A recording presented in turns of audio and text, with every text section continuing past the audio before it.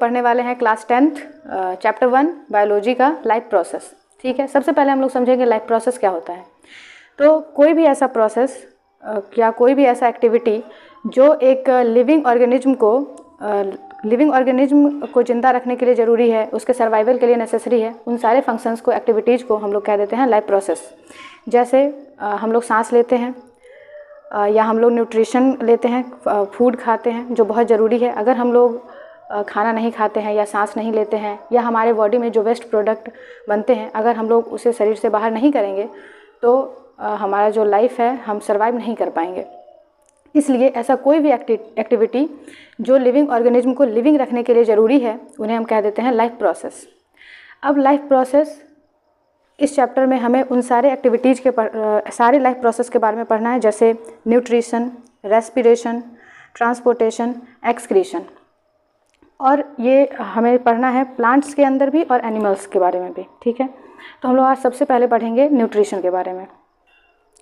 तो ये न्यूट्रिशन क्या होता है? न्यूट्रिशन एक शब्द से बना है न्यूट्रिएंट। न्यूट्रिएंट मीन्स पोषक तत्व। न्यूट्रिएंट वो कोई भी सब्सटेंस हो सकता है जो हमारे बॉडी के लिए यूजफुल है या हमारे बॉडी को सही से काम करने के लिए ज़रूरी है। जैसे हम लोग हमारे बॉडी में जो न्यूट्रिएंट ज़रूरी है वो है कार्बोहाइड्रेट, फैट, प्रोटीन, विटामिन और मिनरल्स। तो ऐसा प्रोसेस जिसमें हम इस न्यूट्रिएंट को, इन सारे न्यूट्रिएंट्स को बॉडी में इंटेक करते हैं और फिर उसका यूटिलाइजेशन करते हैं, इसी प्रोसेस को कहा जाता है न्यूट्रिशन। तो न्यूट्रिशन एक शब्द से बना न्यूट्रिएंट। ये न्यूट्रिएंट पाए जाते हैं फूड के अंदर। तो हम लोग फूड को इंटेक करते हैं और फिर उसमें जो भी न्यूट्रिएंट्स पाए जाते हैं उसका यूटिलाइजेशन करते हैं, इसी प्रोसेस को कहा जाएगा न्यूट्रिशन। अब ये जो न्यूट्रिशन है ये हर एक लिविंग ऑर्गेनिज्म के लिए ज़रूरी है, चाहे प्लांट हो, एनिमल हो या इंसेक्ट हो या फिर माइक्रो ऑर्गेनिज्म हो, ये सब के लिए न्यूट्रिशन ज़रूरी है। तो सबसे पहले हम लोग को पढ़ना है कि ये न्यूट्रिशन का मोड क्या क्या हो सकता है। मोड मतलब न्यूट्रिशन करने का तरीका। तो न्यूट्रिशन का मोड हो सकता है दो टाइप का, autotrophic and heterotrophic. Auto means खुद से और हेट्रो मीन्स कि आप किसी और पर डिपेंड कर रहे हैं। तो हमारे नेचर में दो तरह का मोड पाया जाता है न्यूट्रिशन का, ऑटोट्रॉफिक एंड हेट्रोट्रॉफिक। ठीक है, अगर ये लिखा हुआ है ऑटोट्रॉफिक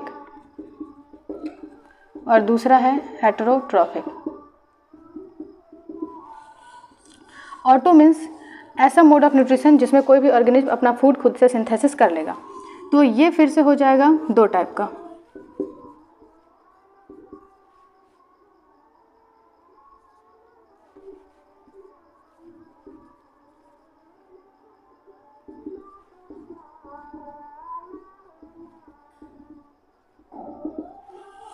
अगर ऑटोट्रॉफिक के बारे में हम लोग पढ़ें तो ये दो तरीके से किया जा सकता है, फोटोसिंथेसिस एंड कीमोसिंथेसिस के द्वारा। जैसे ग्रीन प्लांट्स होते हैं वो लाइट की मदद से अपना फूड प्रिपेयर करते हैं।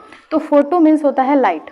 जब प्लांट लाइट की मदद से फूड को सिंथेसिस करता है तो इस प्रोसेस को कह देते हैं फोटोसिंथेसिस। लेकिन हमारे इन्वायरमेंट में कुछ और भी जीव हैं जो अपना फूड खुद से सिंथेसिस कर लेते हैं, जैसे कि कुछ बैक्टीरिया हैं, लेकिन वो लाइट का इस्तेमाल नहीं करते हैं। वो जो हमारे इन्वायरमेंट में, एटमॉस्फेयर में कुछ केमिकल है उसको वो ब्रेक डाउन करते हैं और वहाँ से अपना फूड का सिंथेसिस करते हैं। इसलिए इस प्रोसेस को कहा जाता है कीमोसिंथेसिस। तो ऑटोट्रॉफिक मोड को जो फॉलो करेगा वैसे जीव को हम लोग कहते हैं ऑटोट्रॉफ। और इसका एग्जाम्पल हो जाएगा green plants and some bacteria. Autotrophic mode में क्या करते हैं कोई भी जीव कि वो इनऑर्गेनिक सब्सटेंस को इंटेक करते हैं और इसको प्रोसेस करके वो ऑर्गेनिक सब्सटेंस बना देते हैं।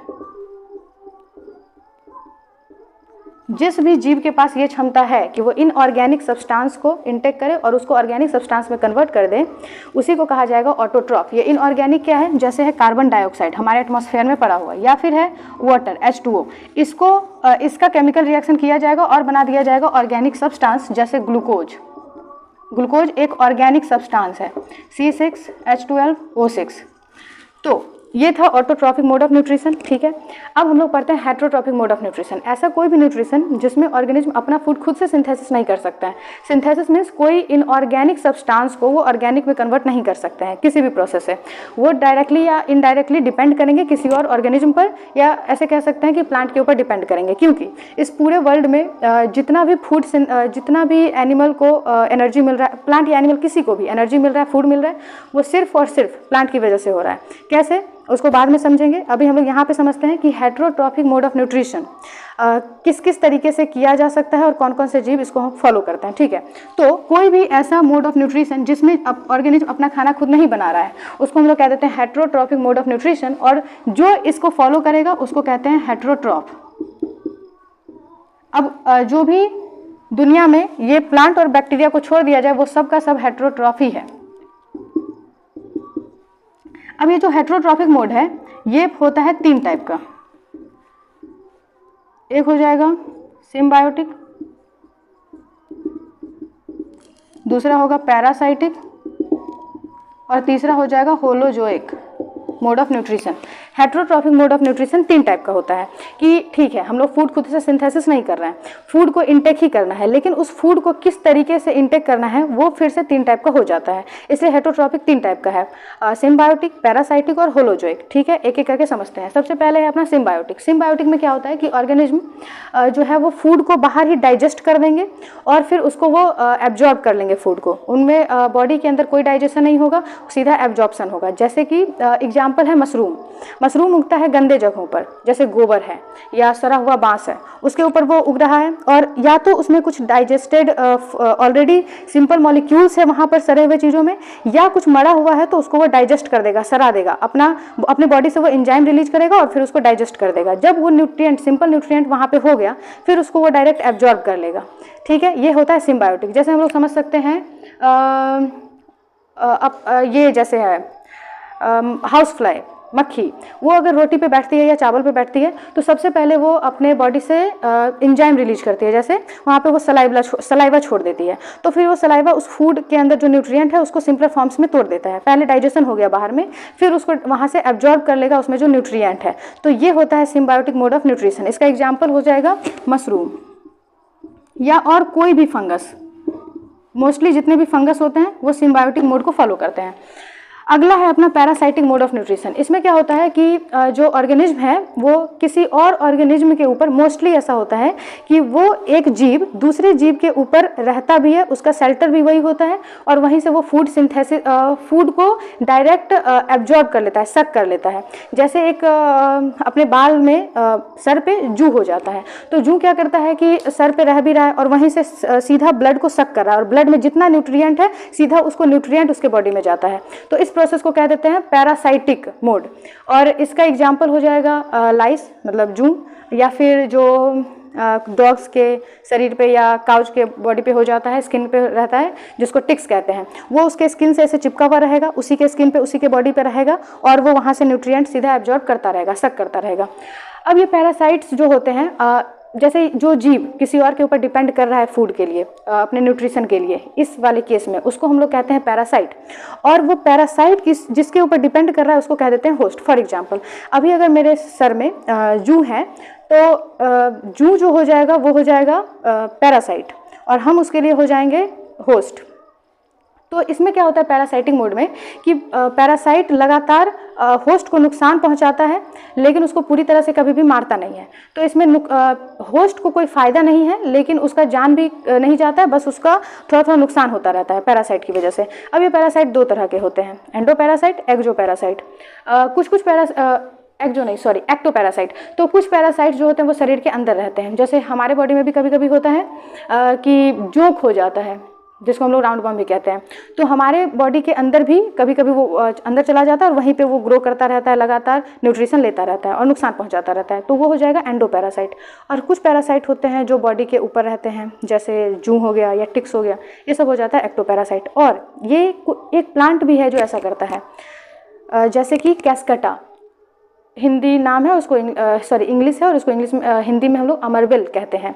वो प्लांट में एक भी पत्ती नहीं होता है, सीधा नीचे जड़ से जुड़ा होगा, और उसका येलो कलर का एक तना निकलता है, बहुत पतला सा। कुछ लता जैसा, और वो दूसरे प्लांट से ऐसे चिपट जाता है। जैसे ये अगर नॉर्मल सा प्लांट है तो यहाँ से एक निकला अमरबेल और वो ऐसे पूरा इससे लिपट गया। अब ये जो पैरासाइटिक प्लांट है, ये अमरबेल, वो क्या कर रहा है कि इस प्लांट में, इस वाले प्लांट में एक ऐसे सुई जैसा स्ट्रक्चर होता है जिसको इस प्लांट में डाल देगा, उसको हम लोग कहते हैं होस्ट्रा। उस प्लांट में ऐसे चुभोया, जैसे समझते हैं कि ये एक प्लांट है, नॉर्मल प्लांट है, ठीक है, और ये वो है पैरासाइटिक प्लांट, फॉर एग्जाम्पल कैस्कटा। तो ये ऐसे लिपटा हुआ था, ये वाला जो स्ट्रक्चर है ये ऐसे अंदर डाल देगा, इसको हम लोग कहते हैं होस्ट्रा। यहाँ से वो न्यूट्रिशन सीधा इस प्लांट से सक करता रहेगा, ठीक है। तो ये इसका एग्जाम्पल हो जाएगा पैरासाइटिक का कैस्कटा, लाइस एंड टिक्स। अब हम लोग समझते हैं होलोजोइक मोड के बारे में। होलोजोइक में क्या है कि इसमें फूड को, इसमें प्रॉपर 5 स्टेप होता है इस मोड में, जो हम लोग भी फॉलो करते हैं। इसमें क्या होता है कि जो ऑर्गेनिज्म होता है वो पहले फूड को इनटेक करा, फिर उसके बाद इस प्रोसेस को कहते हैं इंजेशन। फिर इस फूड को प्रॉपर्ली तोड़ा जाएगा, क्योंकि हम लोग जो खाना खाते हैं वो बहुत कॉम्प्लेक्स होता है, उसमें जो भी न्यूट्रिएंट है उसको हमारा बॉडी उस तरीके से यूटिलाइज नहीं कर पाएगी, इस्तेमाल नहीं कर पाएगी, एब्जॉर्प्शन भी नहीं होगा ठीक तरह से, इसलिए उसको पहले तोड़ा जाएगा सिंपलर फॉर्म्स में। इस प्रोसेस को हम लोग कहते हैं डाइजेशन। फिर डाइजेशन होने के बाद उसका होगा एब्जॉर्प्शन, क्योंकि वो डाइजेशन होकर हमारे स्मॉल इंटेस्टाइन में पड़ा होगा, लेकिन उसका नीड हर एक सेल को है, तो वो वहाँ से निकल के जाएगा ब्लड के अंदर। इस प्रोसेस को कहते हैं एब्जॉर्प्शन। फिर वहाँ से निकल के गया सेल में उसका इस्तेमाल किया जाएगा, जैसे उसे एनर्जी बनाया जाए, या फिर कहीं पे डैमेज हुआ है तो उसको रिपेयर किया जाएगा, इस तरीके से उसका यूज होगा। इसको कहते हैं एसिमिलेशन। और फिर लास्ट प्रोसेस, जो फूड का हिस्सा नहीं पच पाया, अनडाइजेस्टेड फूड है, उसको बॉडी से बाहर किया जाएगा। इस प्रोसेस को कहते हैं ईजेशन। ये 5 स्टेप जिस मोड में फॉलो होता है उसको हम लोग कह देते हैं होलोजोइक मोड ऑफ न्यूट्रिशन। तो हम लोग, मतलब इंसान, ह्यूमंस, और जैसे काऊ है, डॉग्स है, ये सब होलोजोइक मोड ऑफ न्यूट्रिशन को ही फॉलो करते हैं, जिसमें प्रॉपर 5 स्टेप होता है, स्टेप बाय स्टेप। इसमें ऐसा नहीं है कि पहले हम लोग खाना को डाइजेस्ट कर लेंगे। प्रॉपरली पहले खाना को इंटेक करना होगा, माउथ में जाएगा, फिर उसका डाइजेशन होगा, फिर एब्जॉर्प्शन होगा, उसके बाद सेल उसका इस्तेमाल करेगी, मतलब एसिमिलेशन, और फिर होगा ईजेशन, ठीक है। तो इसमें होल जो फूड है उसको कंप्लीटली पहले इंटेक किया जाता है, तो इसमें 5 स्टेप होता है। और इसका एग्जाम्पल क्या हो जाएगा? Humans, dogs, etc.